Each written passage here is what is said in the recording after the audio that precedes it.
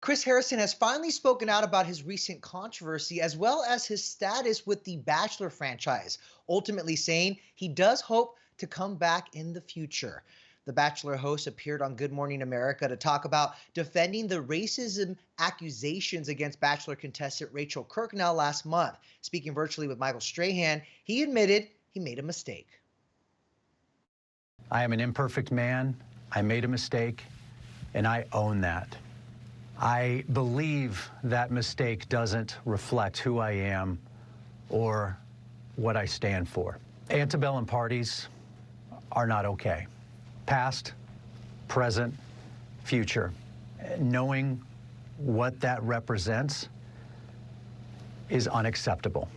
Racism, oppression, these are big dynamic problems, and they take serious work, and I am committed to that work.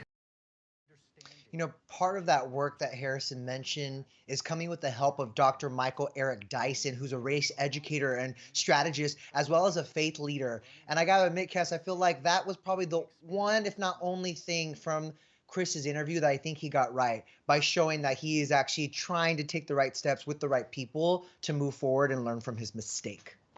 To keep it short and sweet, I think that anytime anybody can and wants to take the initiative to educate themselves, especially on a topic like race, I think it's definitely beneficial. But I don't think that the work will.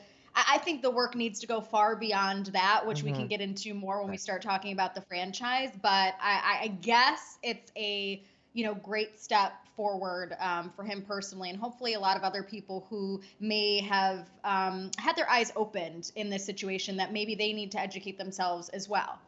Absolutely. And, he also addressed in that interview his controversial interview with Rachel Lindsay. He said that he was shocked and saddened about how insensitive that he was. Take a look. And I am deeply sorry.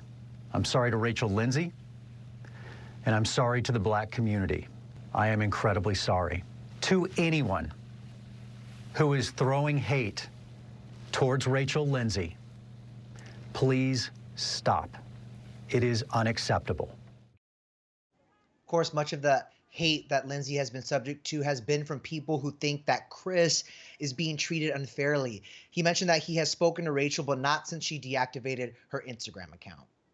In the interview, Chris also touched on his decision to step aside from the franchise for a period of time and expressed his want to return eventually, saying, "I plan to be back and I want to be back. This interview is not the finish line. There is much more work to be done, and I am excited to be part of that change." Now, Denny, when I mentioned a moment ago, obviously the work shouldn't stop at just him seeking education surrounding this, I really think that the work that needs to be done, a lot of that responsibility needs to be from the franchise right now too, to be honest. And maybe bringing him back as the host may not be productive work, to be honest with you. And that's just in my opinion. I think that the franchise has, I mean, it's no secret that the franchise has historically lacked with representation, and it's definitely something they need to address, and they've said it, but yet the actions are not there. You know what I mean? Right. Actions speak louder than words. So I'm curious as to how this is going to continue, but I think that the franchise, in order to be the successful franchise they were one time, and however they want to define success, needs an entire reboot, from who's on screen to also who's behind the scenes, the producers. Where's the representation there? All of it. It needs a complete overhaul. Absolutely. And someone who shares that sentiment is Michael Strahan, who did the interview. He had this to say about Chris's apology after it aired. His apology is his apology, but it felt like it got nothing more than a surface response on any of this. And obviously, he's the man who wants to clearly stay on the show, but only time will tell if there is any meaning behind his words.